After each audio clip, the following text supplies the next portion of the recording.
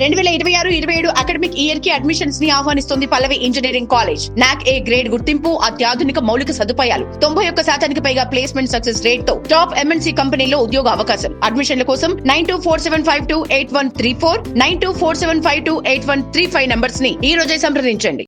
నమస్తే, నేను Yashoda. Welcome to Pallavi TV. IPL 2026 final match ఈ నెల 31న అహ్మదాబాద్ లోని నరేంద్ర మోదీ స్టేడియంలో జరగనుంది.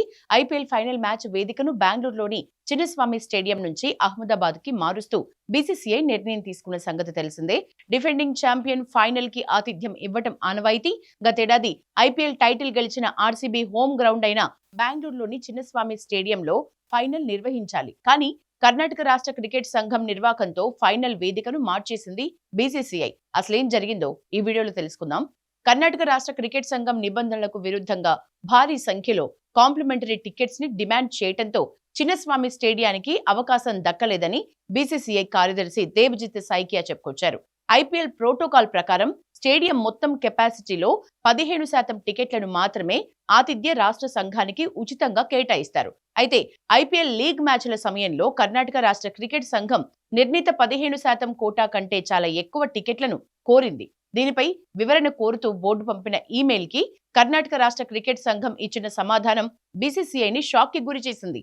15% కోటాకు అదనంగా తమ సభ్యులు, అనుబంధ క్లబ్లు, ఇతరుల కోసం భారీ సంఖ్యలో టికెట్లు కావాలని కర్ణాటక రాష్ట్ర క్రికెట్ సంఘం కోరింది. ఎమ్మెల్యేలు, ఎమ్మెల్సీలకు కూడా టికెట్లు ఇవ్వాలని డిమాండ్ చేసింది.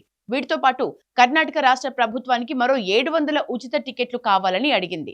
నిబంధనల ప్రకారం వచ్చే టికెట్ల కంటే సుమారు 10,000 అదనంగా కావాలని పట్టుబట్టింది. ఎమ్మెల్యేకు 5 టికెట్లు ఇవ్వడంతో పాటు ప్రత్యేకమైన సీటింగ్ ఇవ్వాలని కర్ణాటకలోని పలువురు ఎమ్మెల్యేలు డిమాండ్ చేశారు. దీనిపై కర్ణాటక డిప్యూటీ సీఎం డీకే శివకుమార్ స్పందించారు. చిన్నస్వామి స్టేడియంలో జరిగే మ్యాచ్లకు ఎమ్మెల్యే, ఎమ్మెల్సీ, ఎంపీలకు 3 టికెట్ల చొప్పున ఇస్తామని తెలిపారు. ఈ నేపథ్యంలో ప్రజా ప్రతినిధులకు ఇచ్చే కాంప్లిమెంటరీ టికెట్లు దుర్వినియోగం అయ్యే అవకాశాలు ఉన్నాయనే ఆరోపణలొచ్చాయి. మొత్తం మీద కర్ణాటక రాష్ట్ర క్రికెట్ సంఘం డిమాండ్లకు తలొగ్గని బీసీసీఐ ఫైనల్ నిర్వహణ బాధ్యతని అహ్మదాబాద్ కి అప్పగించింది. ప్లే ఆఫ్ మ్యాచ్లు ధర్మశాల, చండీగఢ్ లో జరగనున్నాయి. మరోవైపు బెంగళూరు స్టేడియం కెపాసిటీ తక్కువగా ఉండటం వల్లే ఐపీఎల్ ఫైనల్ ని అహ్మదాబాద్ లో నిర్వహించాలని నిర్ణయించినట్లు IPL league chairman Arun Singh Dhumal తెలిపారు. అహ్మదాబాద్ స్టేడియం ప్రపంచంలోనే పెద్దది. 130,000 మందికి పైగా ఇక్కడ మ్యాచ్ ని చూడొచ్చు.